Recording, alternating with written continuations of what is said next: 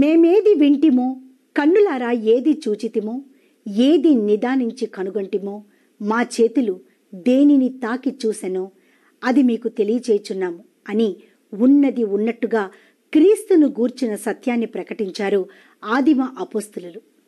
ప్రభు అయిన యేసుక్రీస్తు పునరుత్థానుడైన తరువాత ఆయన శిష్యులు ఆయా దేశాలకు సువార్త నిమిత్తం వెళ్ళగా, అపోస్తలుడైన తోమాగారు క్రీస్తు శకం 52వ సంవత్సరంలో మన భారతదేశానికి వచ్చి తొలి సువార్త స్వరాన్ని వినిపించారు.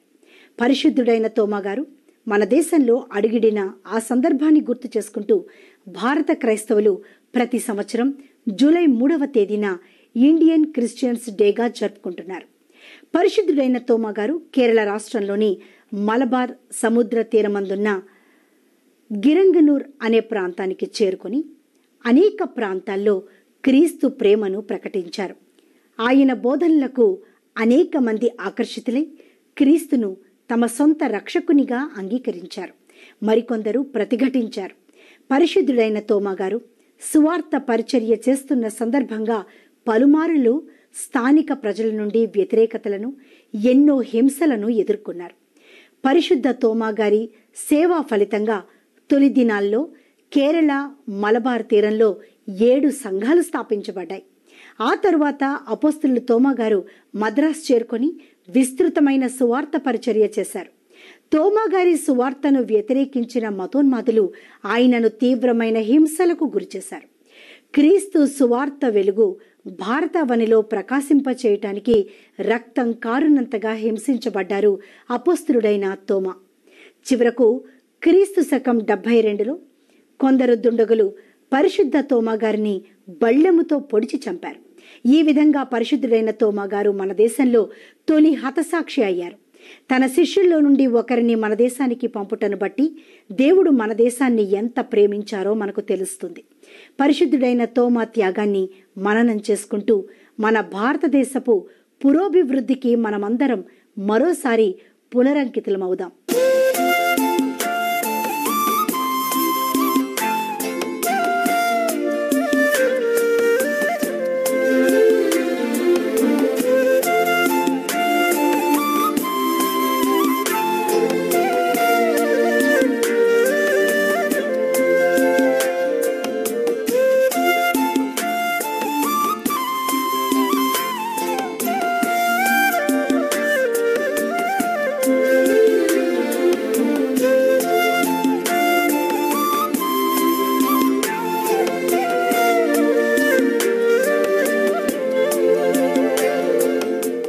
ఈరోజు మనం యేసుక్రీస్తు యొక్క 12 మంది శిష్యుల్లో ఒకరైన తోమాను గురించి తెలుసుకుందాం. అసలు బైబిల్లో తోమా అనుమానపు తోమాగా ఎందుకు పిలువబడ్డాడు, దేవుడు తోమాని భారతదేశానికి పంపడానికి గల కారణాలు తెలుసుకుందాం. తోమా గురించి 4 సువార్త పుస్తకాల్లో మరియు అపోస్తల కార్యముల్లో 8 సార్లు రాయబడింది. ఆయన గురించి మనం ఎక్కువగా యోహాను సువార్తలో చూస్తాం. తోమా గలిలయ ప్రాంతంలో జన్మించాడు. నిజానికి తోమా అనే పేరు ఆయన అసలు పేరు కాదు. బైబిల్లో ఆయన్ని డిడిమస్ అని పిలిచేవారు. గ్రీకు భాషలో డిడిమస్ అంటే కవలలు అని అర్థం. దీన్ని బట్టే తోమా కవలల్లో ఒకరని మనం అర్థం చేసుకోవచ్చు. డిడిమస్ ని అరామిక్ భాషలో థియోమా అని పిలుస్తారు. ఇదే తెలుగు బైబిల్లో మనం తోమాగా చూస్తున్నాం. తోమా మత్స్యకారుడని కొంతమంది చెప్తుంటారు. నిజానికి బైబిల్లో తోమా ఒక మత్స్యకారుడని స్పష్టంగా చెప్పనప్పటికీ ఆయన యోహాను సువార్తలో మత్స్యకారులతో కలిసి చేపలు పట్టడానికి వెళ్తాడు. యేసుక్రీస్తు మరణం నుంచి తిరిగి లేచి తన శిష్యులకు ప్రత్యక్షపరుచుకున్న తరువాత పేతురు, తోమా మరియు కొంతమంది శిష్యులు ఆందోళన చెంది చేపలు పట్టడానికి వెళ్తారు.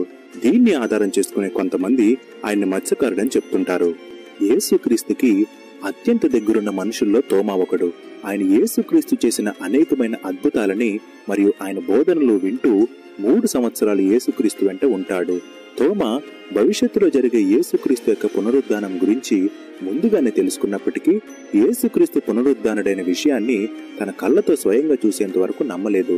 అపోస్తలుడైన తోమాని క్రైస్తవులు అనుమానపు తోమాగా గుర్తు చేసుకుంటారు. యేసుక్రీస్తు చనిపోయి తిరిగి లేచాక ఆయన శిష్యులకు ప్రత్యక్షపరుచుకుంటాడు. ఆ సమయంలో తోమా మిగిలిన శిష్యులతో ఉండడు. అయితే తోమా తిరిగి వచ్చాక మిగతా శిష్యులంతా తోమాకి యేసుక్రీస్తు యొక్క ప్రత్యక్షతను గురించి వివరిస్తారు. కానీ తోమా దానిని నమ్మకుండా, నేను ఆయన చేతులలో మేకులు గుర్తును చూచి నా వ్రేలు ఆ మేకులు గుర్తులో పెట్టి నా చెయ్యి ఆయన ప్రక్కలో ఉంచితే గాని నమ్మనని వారితో చెప్తాడు. దీన్ని బట్టే ఆయనకి దేవుని యందు విశ్వాసం లేని అనుమానపు తోమాగా పేరు వచ్చింది.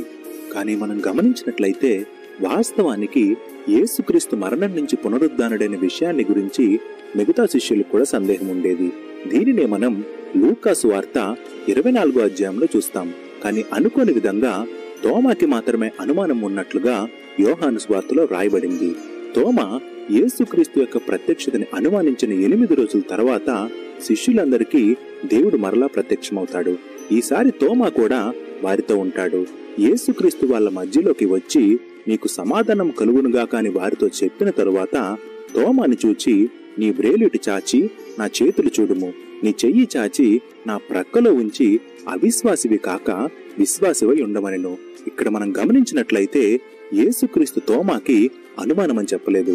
అవిశ్వాసం నుంచి విశ్వాసంలోకి రమ్మని యేసుప్రభు వారు చెప్తారు. యేసుక్రీస్తు అలా చెప్పాక తోమాకి అత్యంత విశ్వాసం కలిగి, నా ప్రభువా నా దేవా అని యేసుక్రీస్తుని పిలుస్తాడు. నా దేవా అని యేసుక్రీస్తుని మొట్టమొదటిసారిగా సంబోధించిన వ్యక్తి తోమానే. తరువాత యేసుక్రీస్తు, నీవు నన్ను చూచి నమ్మితివి, చూడకుండా నమ్మిన వారు ధన్యులని తోమాతో చెప్తాడు. ఇక్కడ మనం గమనించినట్లయితే యేసుక్రీస్తు పునరుద్ధానుడైన తరువాత మొదటి 40 రోజులు అందరూ యేసును చూశాక మాత్రమే ఆయన పునరుద్ధానం గురించి నమ్ముతారు. కాబట్టి యేసుక్రీస్తు ఈ మాటని అప్పుడు తనతో ఉన్న వాళ్ళ గురించి కాకుండా తర్వాత తరాన్ని ఉద్దేశించి చెప్పడం జరిగింది. అంతేగాని మిగతా శిష్యులు చూడకుండా నమ్మారని ఆయన ఉద్దేశం కాదు. చివరిగా మనం తోమా యొక్క ధైర్యాన్ని మరియు ఆయన అనుభవాలను చూద్దాం. యోహాను సువార్త 11వ అధ్యాయంలో యేసుక్రీస్తు చనిపోయిన లాజరును బ్రతికించడానికి యూదయాకి వెళ్దామని శిష్యులతో చెప్తాడు. కానీ శిష్యులంతా యూదయాకి వెళ్ళటానికి భయపడుతుంటారు. ఎందుకంటే చివరిసారి వాళ్ళు యూదయాలో ఉన్నప్పుడు కొంతమంది ప్రజలు యేసుక్రీస్తుని చంపటానికి సిద్ధపడతారు. శిష్యులంతా దీని గురించి భయపడుతున్నప్పుడు మనం చనిపోయినా కూడా యేసుతో వెళ్దామని తోమా మిగతా శిష్యులకు చెప్పి యూదయాకి వెళ్ళటానికి ఒప్పిస్తాడు. ఇదే తోమా యొక్క ధైర్యాన్ని సూచిస్తుంది.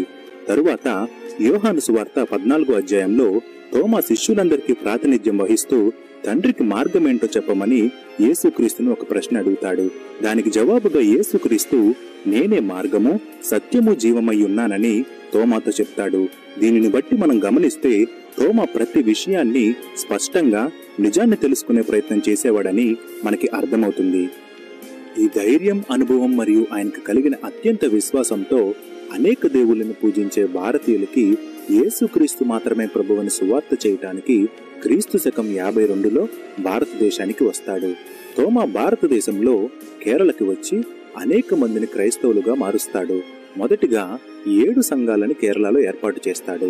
అక్కడ నుండి మద్రాస్కి వెళ్లి అక్కడున్న రాజుని మరియు ప్రజలను క్రైస్తవులుగా మారుస్తాడు. తర్వాత ఆయన దక్షిణ భారతదేశంలో మజ్దా అనే సామ్రాజ్యానికి వెళ్లి అక్కడున్న మహారాణిని మరియు ఆమె కుమారుడిని క్రైస్తవులుగా మారుస్తాడు. దీనివల్ల అక్కడున్న రాజుకి ఆగ్రహం కలిగి తోమాని జూలై 3 క్రీస్తు శకం 72లో బల్లెముతో పొడిపించి హతమారుస్తాడు. అపోస్తలుడైన తోమా అనుమానానికి ప్రసిద్ధి. కానీ మనం ఆయన నుంచి నేర్చుకోవాల్సిందేమనగా సందేహాలనేవి మనల్ని లోతైన విశ్వాసంలోకి దారితీస్తాయి. యేసుక్రీస్తు ఆయన్ని చూడకుండా నమ్మిన వారు ధన్యులని చెప్తాడు. కానీ ఆయనని గుడ్డిగా నమ్మమని అడగలేదు.